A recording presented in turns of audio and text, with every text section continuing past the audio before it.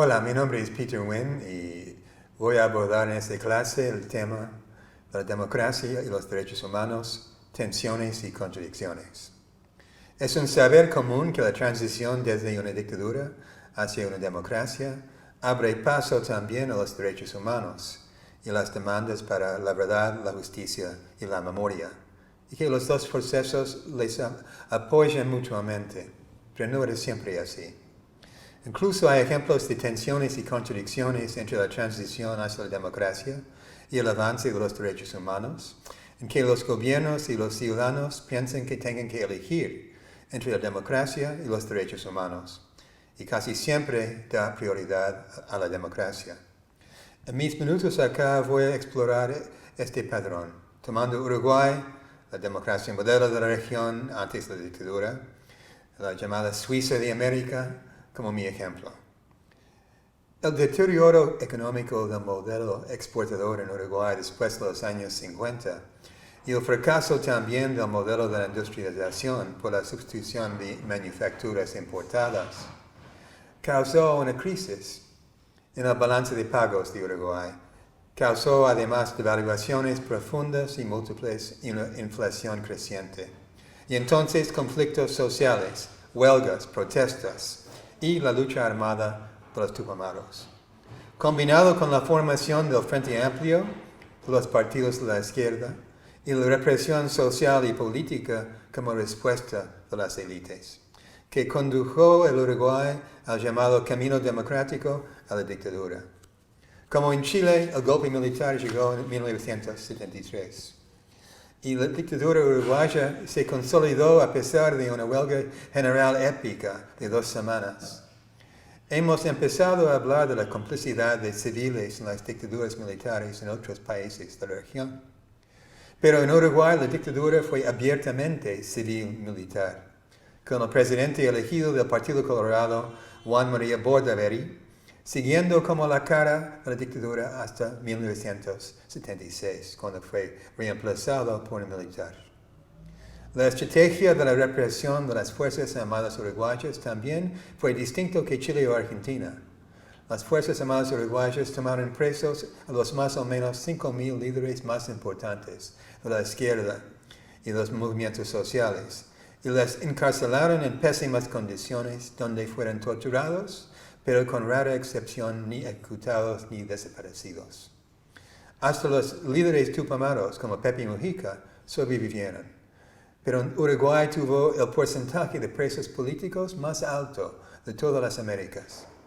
En efecto, las Fuerzas Armadas Uruguayas solucionaron su problema político encarcelando a los líderes de la oposición política y social. Después de la dictadura, los militares mantuvieron con orgullo que con la excepción de algunos casos de excesos imprevistos, ellos ni mataron ni desaparecieron a sus enemigos políticos. Es decir, unas fuerzas armadas excepcionales en el país de excepciones.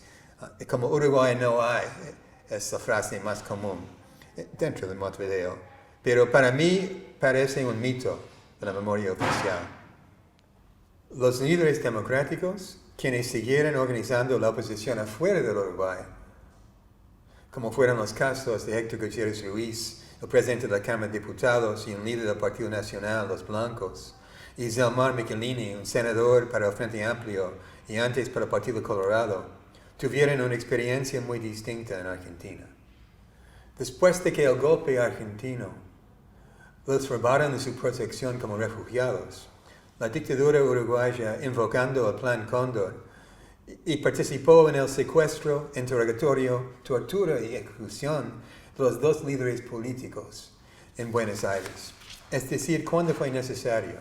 La dictadura uruguaya practicó las mismas tácticas como sus pares argentinos, y sobre todo en Argentina misma. Incluso hubieron 164 uruguayos desaparecidos, 132 de ellos fuera del Uruguay, y 127 de ellos en Argentina.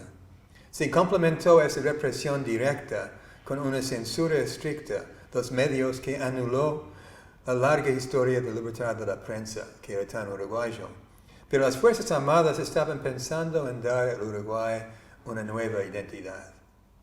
como Pinochet en Chile, en 1980, las Fuerzas Armadas uruguayas sometieron a un referéndum nacional una nueva constitución autoritaria. Pero en cambio a Pinochet, quien aseguró la ratificación de su constitución por fraude, las Fuerzas Armadas uruguayas, quizás por ser uruguayas, mantuvieron una elección honesta, confiando en el electorado y la censura y el miedo.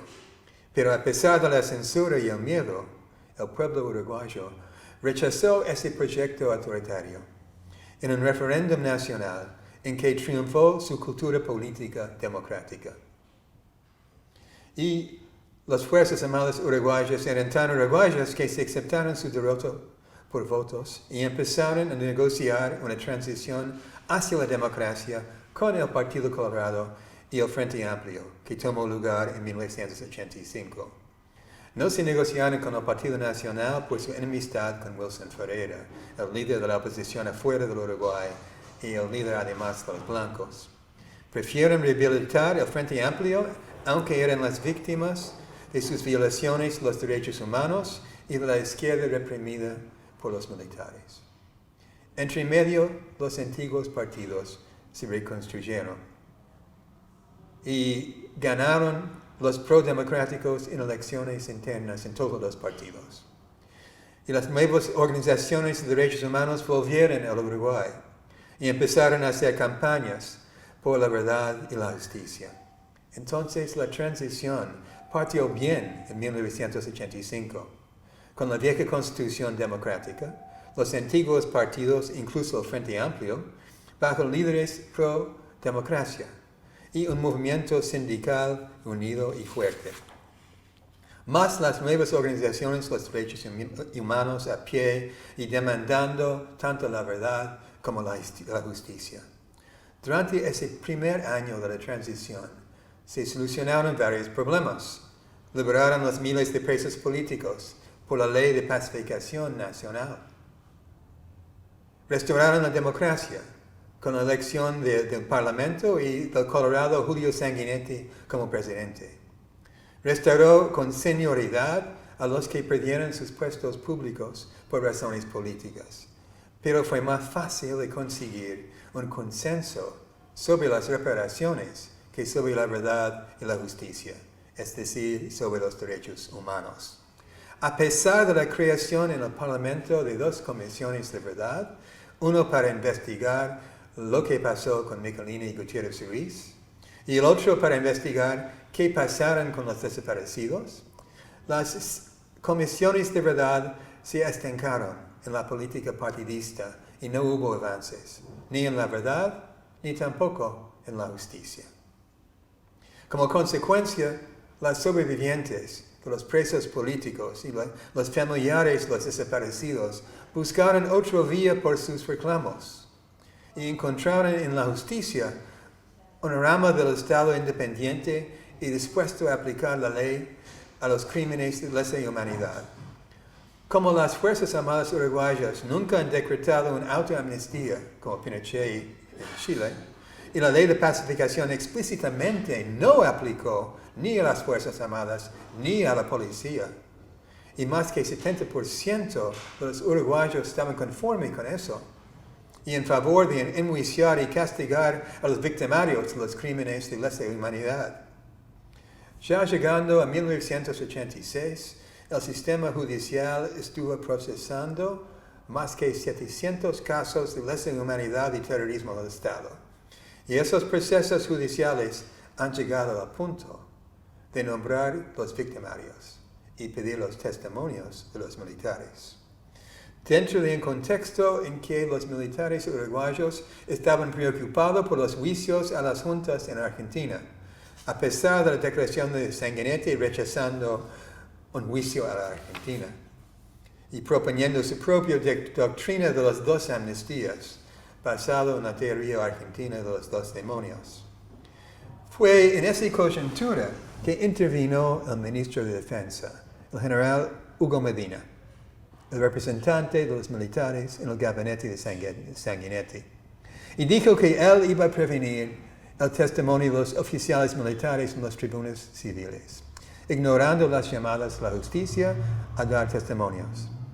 Y como eso conduciría a una crisis constitucional entre los poderes civiles y militares, que podría abrir paso a un nuevo golpe, es decir, la búsqueda por los derechos humanos, la verdad y la justicia, podría poner en peligro la democracia recién reinstalada.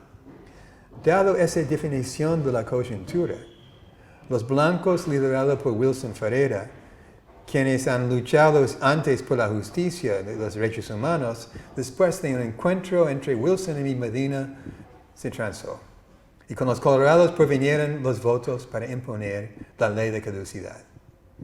Una ley muy rara que dijo que el Estado uruguayo sí tenía el poder de procesar a los culpables de los crímenes de lesa humanidad, pero no va a ejercer este poder, con ciertas excepciones. ¿Cuáles eran? Crímenes económicos, crímenes cometidos afuera de Uruguay, los desaparecidos, los asesinatos de Michelini y Gutiérrez Ruiz y los niños robados. No fue por nada que se llamaba la ley de caducidad, la ley de impunidad, porque ese fue su objetivo y su resultado. Había solo una manera de rescindir la ley de caducidad. Uruguay, como democracia modelo, habilitó la posibilidad de un referéndum popular desde abajo para contrarrestar una acción parlamentaria o ejecutiva desde arriba. Pero fue un camino difícil. Tendría que reunir las firmas de más de 25% del electorado. No fue nada fácil. Pero la sociedad civil en un Uruguay nuevamente democrático movilizó y lo hizo. Pero ese éxito solamente la calificó para una tarea mucho más difícil, de convencer a la mayoría del electorado que derogando la ley de caducidad no iba a arriesgar la transición democrática. Frente a una alianza civil-militar encabezada por el presidente y su ministro de Defensa, los dos amenazando que sin la ley de caducidad no sería posible consolidar la democracia y que incluso otro golpe fue posible. Al final, estas amenazas tuvieron éxito. No fue posible ganar el referéndum dentro de esta coyuntura, porque los uruguayos valorizan la democracia más que los derechos humanos. Y reaccionaron a la amenaza militar a la transición democrática votando en contra del referéndum para no tomar riesgos. El día después de la votación, el presidente Sanguinetti declaró que con eso se completó la transición a la democracia en el Uruguay. Puede ser, pero fue una transición al costo de los derechos humanos y la memoria. De allí en adelante, todo revolvieron alrededor de la ley de caducidad y lo que era permitido por esa ley, incluso las acciones de los organismos de derechos humanos mismos. No fue sorprendente que los dos gobiernos del centro de Sanguinetti y de la derecha de la calle trataron de limitar las excepciones dentro de la ley. E incluso trataron de eludir sus responsabilidades dentro de la ley, a investigar qué pasó con los desaparecidos. Tampoco fue sorprendente que los familiares de los 164 desaparecidos enfocaran sus acciones en los desaparecidos también, y en lo que fue permitido por la ley de caducidad. Pero sí fue sorprendente que los 5,000 sobrevivientes de las cárceles y las torturas, casi todos líderes y activistas de la izquierda, aceptaron su derrota en el referéndum como si fuera un veredicto democrático final. Y con lo demás, aceptó también los límites de la ley de caducidad, límites que excluyeron sus reclamos por la verdad y la justicia. Entonces, cuando las organizaciones de derechos humanos empezaron a reactivarse en los años 90 con marchas de silencio, fueron convocados por las familias de Michelini y Gutiérrez Ruiz por conmemorar el aniversario de sus muertos y pidieron solo la verdad y solo sobre los desaparecidos. Y cuando las organizaciones de los derechos humanos negociaron en el año 2000 con el presidente Jorge Valle sobre lo que él les prometió hacer por la verdad y la memoria, se acordaron aceptar una comisión de verdad para investigar solamente lo que han pasado con los 164 desaparecidos. La llegada al poder en 2005 del Frente Amplio y los 3 gobiernos de la izquierda, que incluyeron líderes y activistas, quienes eran sobrevivientes de las cárceles y las torturas de la dictadura, abrieron otra oportunidad a buscar la verdad, la justicia y la memoria desde el Estado. Incluso Tabaré Vázquez, en su primera presidencia, hizo la verdad una prioridad. Nombró 2 comisiones de expertos universitarios, uno con antropólogos forenses para buscar y analizar los cuerpos de los desaparecidos, y el otro de los mejores historiadores contemporáneos del Uruguay, José Pedro Morán, Gerardo Caetano, Álvaro Rico, para investigar y sintetizar los 164 casos de los desaparecidos. Bueno, los antropólogos forenses encontraron con muy pocos cadáveres, pero los historiadores escribieron el mejor informe de una comisión de verdad que yo he leído en cualquier país. 5 tomos que no solamente cuentan lo que pasó con esos individuos, pero también sitúan a esos individuos dentro del contexto de sus organizaciones políticos, sociales, hasta militares. Y sitúan sus secuestros y muertos dentro de la estrategia represiva de la dictadura de destruir esas organizaciones. Los 5 tomos del informe de los historiadores son minuciosos en su análisis, pero solo su análisis de los 164 desaparecidos. Ni cuentan ni analizan las experiencias de los 5,000 presos políticos sobrevivientes, aunque se encontraron con las fichas de esos 5,000 presos en el Ministerio de Defensa. Y además estamos hablando de gente que todavía vive y por eso puede dar testimonio. Y la prisión con tortura era la forma de represión más característica de la dictadura uruguaya. No se hizo porque la ley de caducidad prohibió esa investigación y juicio.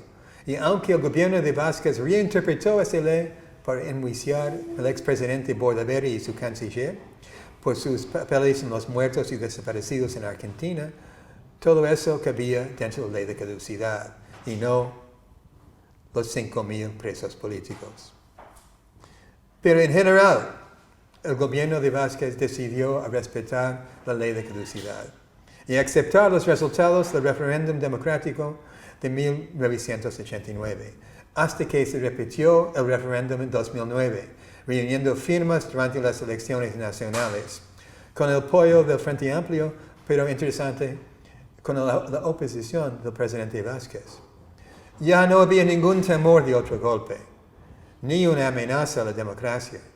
Además, en las elecciones de 2009, el Frente Amplio ganó una mayoría en el Parlamento y ganó la presidencia José Mujica, un ex dirigente tupamaro y líder de la izquierda del Frente Amplio y además un expreso.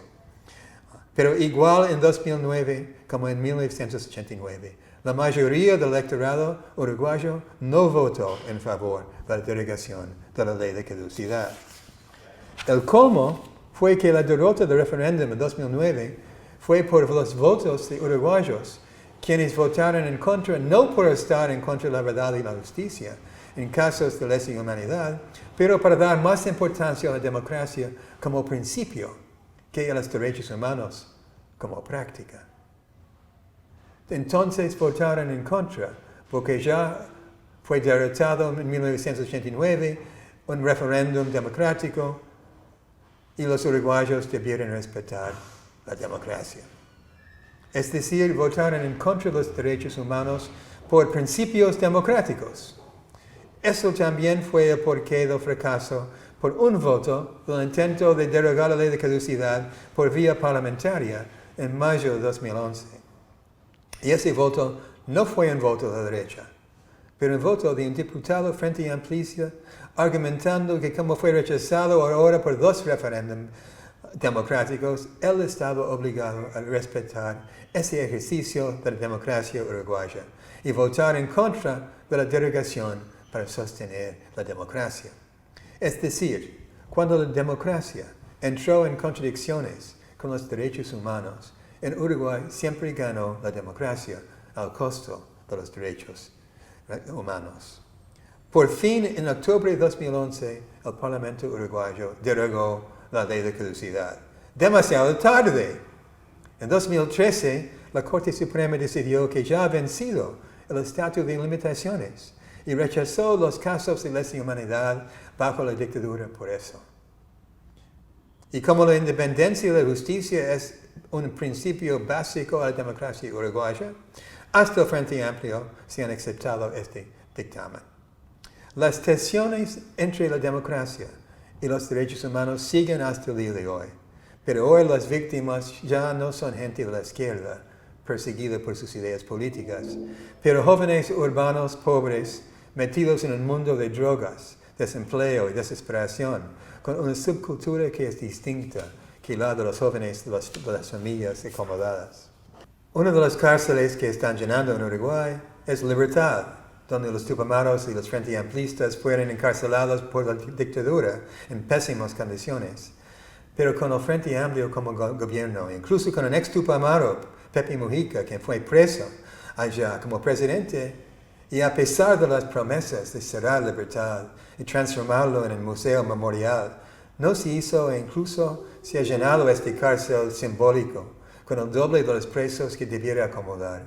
Las familias de los presos hicieron un llamamiento a los gobernantes del Frente Amplio, haciéndolos recordar su propia experiencia de esas mismas celdas como una base de cambio de su política de seguridad interna, mejorando o cerrando Libertad y solucionando el problema de sobrepoblación de las cárceles, que el relator de la ONU ha denunciado como una violación de los derechos humanos.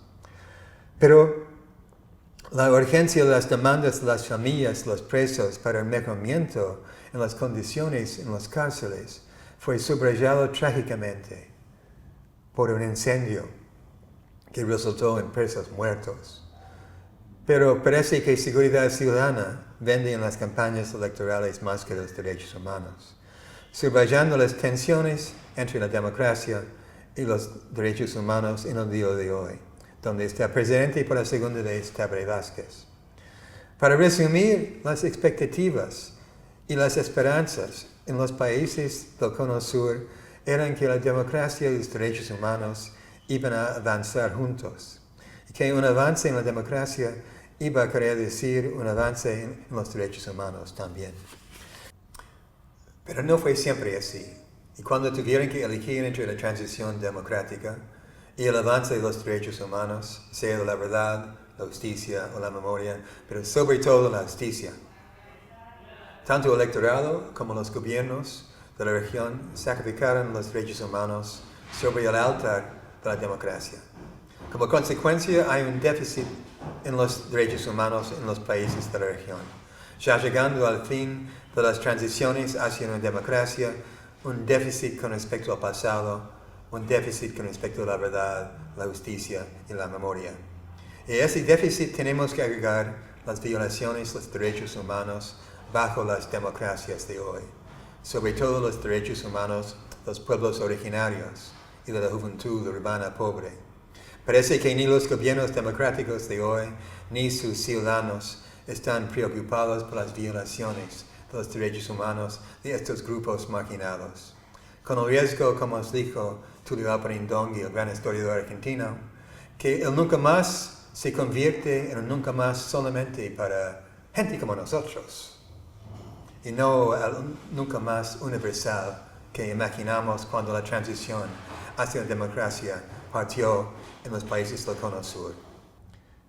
Pero volvemos atrás para enfocar en el punto teórico que puede servir para un foro. No soy muy aficionado a las teorías de las ciencias políticas, por eso que soy historiador, pero a veces son útiles para explicar fenómenos que parecen sin sentido, y eso es uno de esos casos. La teoría, cuyo título es difícil traducir, quizás camino dependiente, se llama Path Dependence en inglés, y analiza cómo decisiones tomadas en el pasado moldean los caminos y limitan las opciones posteriores. Es decir, porque tomó esa decisión en el pasado, va a tomar un camino derivado en el presente y tal vez en el futuro también. Claro que esta consistencia también refleja sus valores, y porque se siente comprometido por la razón o la fuerza de seguir un camino y piensa que no tiene otra opción. En el Uruguay post-dictadura, la decisión tiene que ver con la ley de caducidad. El rápido empuje por verdad y justicia en los primeros momentos del retorno democrático mostró que Uruguay sí estaba preparado de buscar verdad e incluso buscar la justicia, hasta que provocó una confrontación entre civiles y militares que condujo a la ley de caducidad y el referéndum que mostró la base extensa de ciudadanos que apoyaban a los derechos humanos, pero que fue derrotado al final a pesar de su gran éxito de la recolección de firmas. El hecho que la mayoría de la sociedad no quería arriesgar la transición democrática, desafiando a las Fuerzas Armadas y priorizando la verdad y la justicia, moldearon la trayectoria del Estado y de las organizaciones de derechos humanos desde 1989 hasta el día de hoy. A partir de que el camino subsecuente del Estado y el movimiento de derechos humanos, a partir de que se frustró el intento de derogación por iniciativa plebiscitaria en 1989, el marco de acción de las organizaciones de derechos humanos quedó limitado a lo que la ley de caducidad permitía, y la autocensura fue tan importante como la ley misma. Este hecho llevó a una concentración casi exclusiva en los temas de los desaparecidos, los niños secuestrados y los asesinatos de Gutiérrez Ruiz y Michelini, es decir, los únicos espacios permitidos por la ley de caducidad. Incluso cuando en la segunda mitad de la década de los 90 el movimiento de derechos humanos renació, las consignas se debieron ajustar al marco aprobado en el pasado. El foco se centró en lo que fue permitido por la ley de caducidad, sobre todo los desaparecidos. Y la verdad, no la justicia, y no a los presos y sus causas. La tardía organización de los expresos, muchas de cuyas vidas fueron destrozadas por dicha experiencia de encarcelamiento y tortura, y su concentración en políticas reparatorias y sistemas de ayuda mutua, y no en demandas para la verdad y la justicia, es otra consecuencia de esa trayectoria. A diferencia de lo que ocurrió en Chile, en Uruguay no ha habido una comisión de verdad sobre la prisión política y la tortura, y no parece probable en el día de hoy tampoco. Y eso a pesar del hecho que la prisión política con tortura fue el método de represión uruguayo, más común en Uruguay que cualquier otra. La razón, la ley de caducidad. Fue a fines de la administración Vázquez que algunos actores de la izquierda y los organismos de derechos humanos comenzaron a plantear de nuevo la anulación de la ley de caducidad. Al principio la iniciativa no contó ni con el apoyo del Frente Amplio ni del presidente Vázquez, que luego terminaron adhiriéndose a esa propuesta. El movimiento respetaba la resolución popular de 1989 y explicaba la misma que había sido realizada en un momento particular y que seguramente en una nueva convocatoria el pueblo respondería de otra manera. Por dicho motivo, el camino de la anulación se debía resolver a través de otra consulta popular, como pasó en 1989. Otra vez, sectores de la izquierda y de los movimientos sociales integraban dos principios que resultaban constitutivos de su identidad. Por un lado, la defensa de los derechos humanos. Por otro lado, la defensa de la soberanía democrática. Pero ¿qué pasa si esos valores entraron en contradicción entre ellos?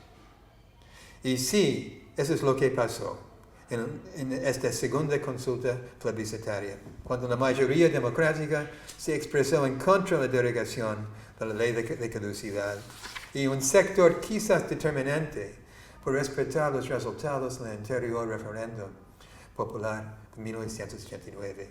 Y así nuevamente se obstaculizó el desarrollo pleno de la justicia, en cambio. Todo lo anterior dejó a los partidarios la anulación en una situación difícil, que resultó más complicada aún cuando un intento de derogación legislativa en el año 2011 falló por un voto en contra de un diputado frente amplista, quien fundamentó su voto citando los dos plebiscitos populares previos. El año 2011 culminó con la aprobación de un proyecto que abrió caminos indirectos para la cancelación de la ley de caducidad. El camino, entonces, que comenzó con la presión por justicia en el periodo 1985-1986 y continuó moldeado y restringido por los límites que la ley de caducidad impuso sobre las demandas de la memoria, verdad y justicia, parecía transformarse por fin. Pero por último, demasiado tarde, el fallo de la Suprema Corte de Justicia, que declaró la inconstitucionalidad de la ley derogando la ley de caducidad y asumió que los delitos cometidos en dictadura prescribieron, ha vuelto a poner límites muy fuertes a la acción y a la esperanza de la justicia. En efecto, entonces, la ley de caducidad todavía está moldeando la trayectoria de los sobrevivientes y de los organismos de derechos humanos y la memoria histórica uruguaya.